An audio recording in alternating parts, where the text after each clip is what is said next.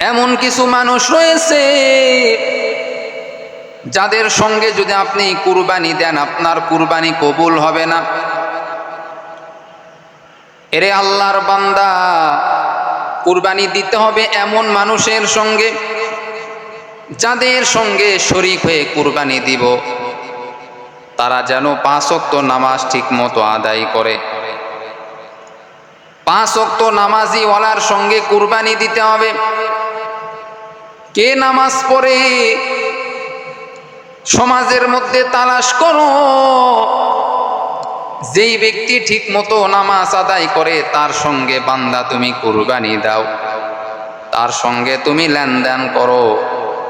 কারণ নামাজি ব্যক্তিকে আমার আল্লাহ বেশি পছন্দ করে, মহব্বত করে। কিয়ামতের দিনে আল্লাহ পাক রব্বুল আলামিন নামাজি ব্যক্তির হিসাব সর্বপ্রথম নিবে। আউয়ালু মা ইউহাসাবু বিহিল আবদু ইয়াউমাল কিয়ামাতিস সালাহ। বান্দা তোমার নামাজের হিসাব সর্বপ্রথম হবে। আল্লাহ বলে নাই বান্দা তোমার কুরবানির হিসাব সর্বপ্রথম হবে, না না। আল্লাহ বলে নাই বান্দা তোমার রোজার হিসাব তোমার সর্বপ্রথম হবে, না না। আল্লাহ বলে নাই বান্দা তোমার যাকাতের হিসাব সর্বপ্রথম হবে, না না। বরং আল্লাহ বলেন বান্দা সর্বপ্রথম কিয়ামতের দিন তোমার নামাজের হিসাব হবে। এজন্য আপনি যার সঙ্গে কুরবানি দিবেন সে নামাজ পড়ে কিনা যাচাই বাছাই করে নেন। যদি ওই ব্যক্তি নামাজ আদায় করে,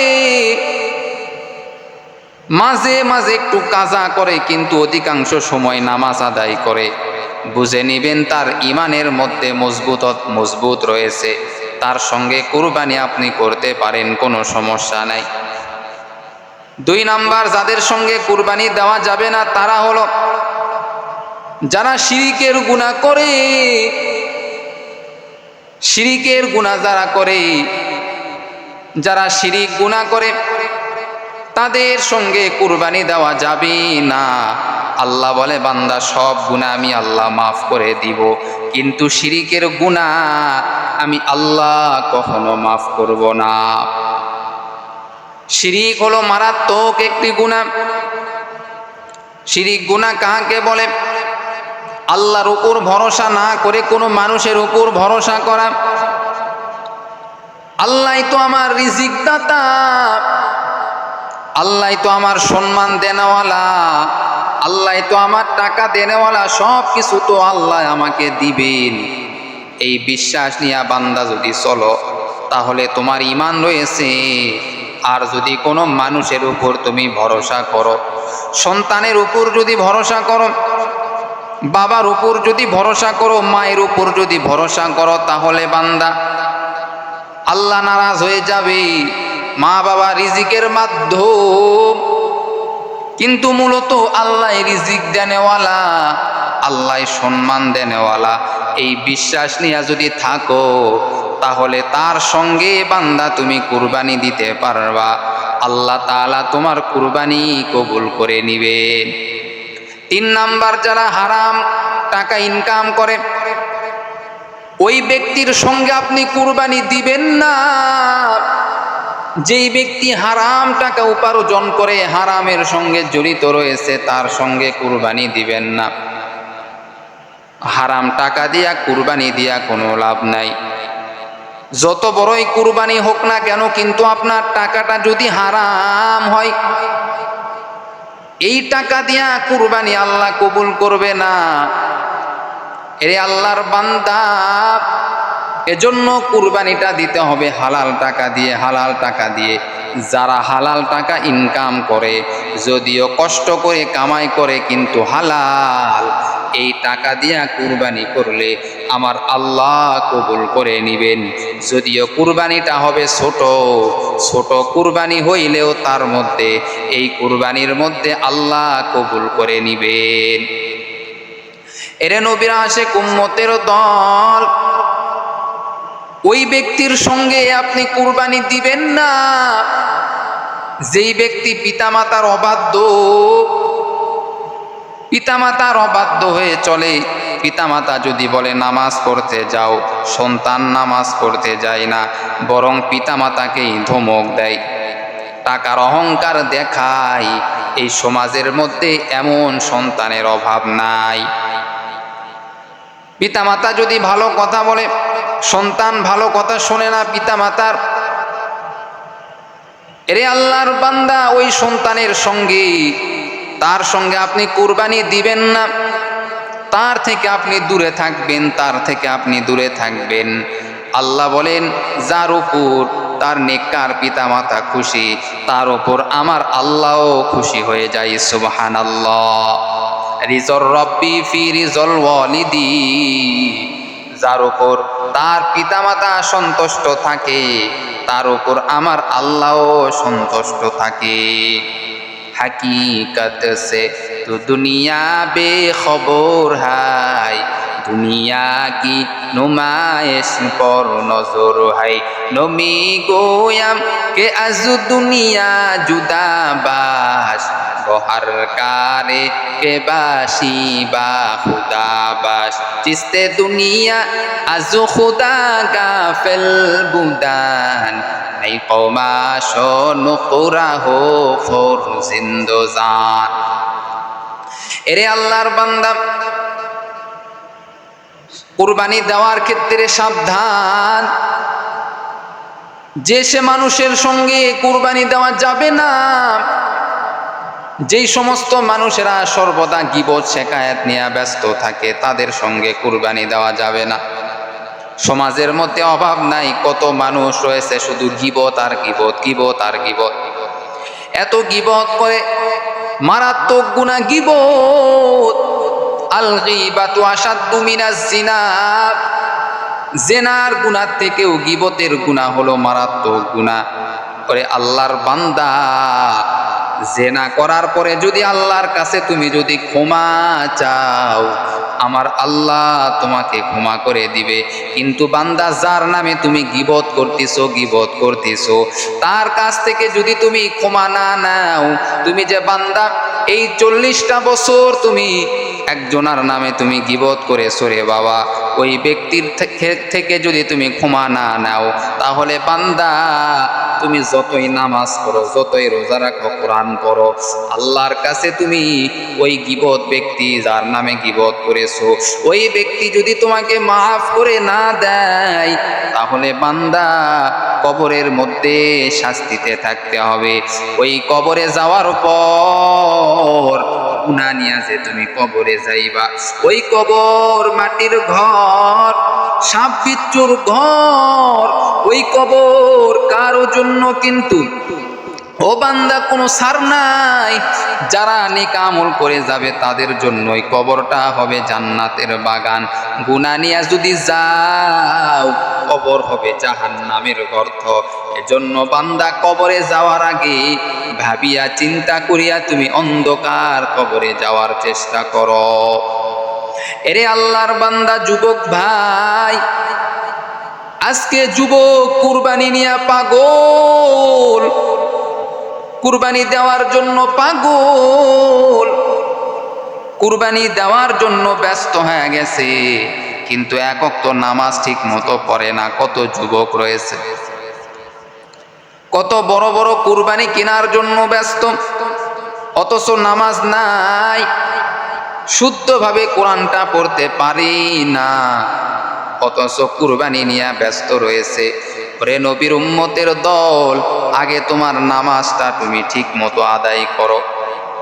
মুয়াজ্জিন সাহেব তোমাকে 5 বার তোমাকে ডাক দিয়েছে, অর্থাৎ আল্লাহ তোমাকে ডাক দিয়েছে। আল্লাহ পাক রব্বুল আলামিন মুয়াজ্জিনের মাধ্যমে তোমাকে ডাকতেছে, ও বান্দা আয় আয় আয়, আমি আল্লাহর ঘরে চলে আয়। ও বান্দা, কত অন্যায় করেছো, কত নাফরমানি করেছো, এখনো সময় আছে রে বান্দা, আমি আল্লাহর কাছে ফিরে আয়। ও বান্দা, কত রিজিক না আমি আল্লাহ তোকে দিলাম, তুই কত গুনাহ করো, তারপরেও আমি আল্লাহ তোর রিজিক বন্ধ করি নাই। আমি আল্লাহ বাতাস বন্ধ করি নাই, সূর্যের আলো বন্ধ করি নাই, চাঁদের আলো বন্ধ করি নাই। আমি আল্লাহ কত নিয়ামত তোমাকে দিয়েছি রে বান্দা, এগুলি বান্দা তোমার জন্য আমি আল্লাহ নির্ধারণ করে রেখেছি, তুমি খাও ভালোভাবে থাকো। আমি আল্লাহ বলি বান্দা সব ঠিক মতো তুমি চলো, কোনো সমস্যা নাই। তারপরেও বান্দা তুমি আমি আল্লাহর ঘরে তুমি চলে আসো। বান্দা 5 বার আমি আল্লাহর সঙ্গে তুমি মুলাকাত করো, তাহলে আমি আল্লাহ খুশি হইয়া যাই। বান্দা তোমাকে নিয়ে আমি আল্লাহ গর্ব করি ফেরেশতাদের কাছে। ও ফেরেশতা তাকায়া দেখো, আমার বান্দা সব কিছু ছাড়িয়া আমি আল্লাহর সঙ্গে মুলাকাত করার জন্য এসেছে। আল্লাহ বলে, ও বান্দা তুমি যে আমি আল্লাহর কাছে এসেছো, আমি আল্লাহ তোমার উপর খুশি হইয়া যাই। ও ফেরেশতারা, ওই বান্দার জন্য আমি আল্লাহ জান্নাতের মধ্যে বাড়ির ব্যবস্থা করে দিলাম।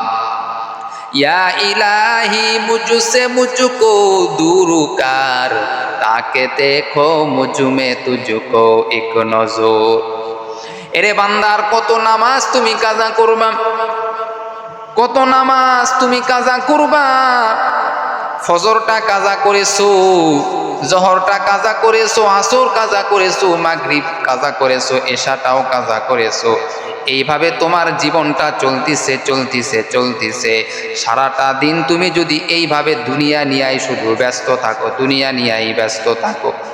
আল্লাহ বলে বান্দা, এরে বান্দা 24টা ঘন্টার মধ্যে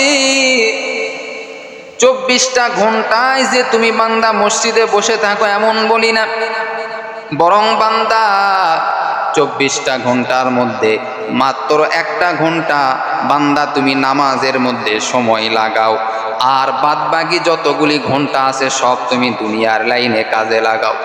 ওরে বান্দা তাহলেই তো আমি আল্লাহ খুশি, আমি আল্লাহ তোমার উপর বড় খুশি হইয়া যাই। কিন্তু বান্দা আমরা 24টা ঘন্টা রাত দিন 24টা ঘন্টা আমরা দুনিয়ার লাইনে লাগাইছি, দুনিয়া করিয়া ব্যস্ত। আল্লাহ বলে, রে গোলাম, রে বান্দা তুমি কি তাকায় দেখো না আমি আল্লাহ তোমাকে এত দয়া করি, মায়া করি। আমি আল্লাহ দুনিয়াতে কত ফলমূলের ব্যবস্থা করেছি, কত ফলমূলের আমি আল্লাহ ব্যবস্থা করেছি। দেখো বান্দা, একটা ফলের স্বাদের সঙ্গে আর একটা ফলের স্বাদের কোনো মিল নাই। বান্দা তুমি আমের মধ্যে যেই স্বাদ পাবা, কাঁঠালের মধ্যে সেই স্বাদ পাবা না। কাঁঠালে যেই স্বাদ পাবা, লিচুর মধ্যে সেই স্বাদ পাবা না। ও বান্দা, প্রত্যেকটা ফলের স্বাদ আমি আল্লাহ আলাদা আলাদা করেছি বান্দা, শুধু তোমার জন্য রে বান্দা। আবার বান্দা তুমি তাকায়া দেখো, গোশতের দিকে তুমি লক্ষ্য করে দেখো, আমি আল্লাহ মুরগির গোশতের মধ্যে যেই স্বাদ দিলাম, গরুর গোশতের মধ্যে সেই স্বাদ দিলাম না। গরুর গোশতে যেই স্বাদ দিলাম, ছাগলের গোশতে সেই স্বাদ দিলাম না। হাঁসের গোশতে আলাদা স্বাদ দিলাম। ও বান্দা, এগুলো আমি আল্লাহ কেন করলাম জানো? তুমি মাছের দিকে তাকায়া দেখো, একটু লক্ষ্য করে দেখো, প্রত্যেকটা মাছের স্বাদ আমি আল্লাহ আলাদা আলাদা আলাদা করে দিয়েছি। কেন বান্দা জানো? ও বান্দা, একটি স্বাদ যদি প্রত্যেকটা মাছের মধ্যেই যদি দিই, বান্দা তোর খাইতে ভালো লাগবে না। একই স্বাদ কতদিন খাইতে মনে চায়, আর তোর ভালো লাগবে না। কিন্তু আমি আল্লাহ না, প্রত্যেকটা জিনিসের স্বাদ আলাদা আলাদা করে দিলাম।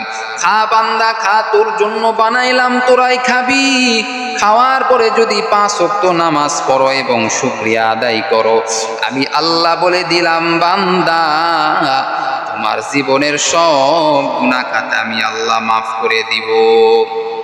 আতিনা ফি দারে দুনিয়া না হাসান, আতিনা ফি দারে উকবা না হাসান, ইয়া হিয়াসাল মুস্তাগীসিন নাহদিনা ইফতিখার বিল উলুমি ওয়াল গিনা, কাদের কুদরত দারি বড় কামাল, আনতা রব্বি আনতা হাসবি জুল জালাল।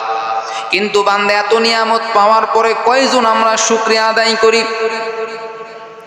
আল্লাহর শুকরিয়া আদায় করতে চাই না, বরং না শুকরিয়া আদায় করি। আল্লাহর দেওয়া পানি, আল্লাহর দেওয়া বাতাস, আল্লাহর দেওয়া সূর্যের আলো সব কিছু ভোগ করার পরেও বান্দা আল্লাহর নাফরমানি তুমি আমি করি। আল্লাহ বলে, বান্দা এত কিছু নিয়ামত পাওয়ার পরেও যদি বান্দা তুমি আল্লাহর না শুকরিয়া আদায় করো, তাহলে আমি আল্লাহ কঠিন আযাব তোমাকে দিব। এত কিছু নিয়ামত পাওয়ার পরেও যদি আপনি আল্লাহর শুকরিয়া আদায় না করি, শুকরিয়া আদায় না করে নামাজ যদি না পড়ি।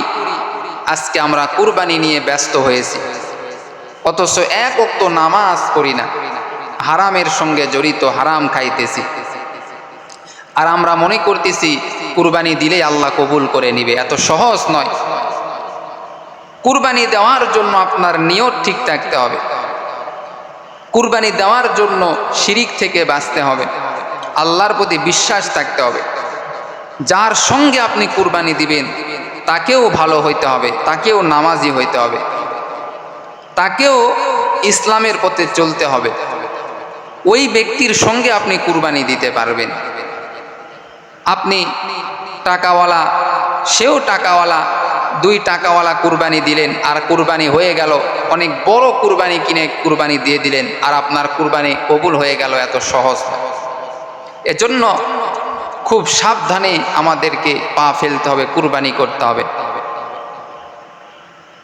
কুরবানি আমরা করব, ভালো আমল ঠিক আছে, কিন্তু আমাদের ইসলামের আরও যেগুলি কাজ আছে, যাকাত দেওয়া, এই যাকাত আমরা অনেক মানুষই দেই না। অধিকাংশ মানুষ আমরা হিসাব করে যাকাত দেই না। গরিব অসহায়ের যে একটা হক, এই হক আমরা ঠিকমতো আদায় করি না।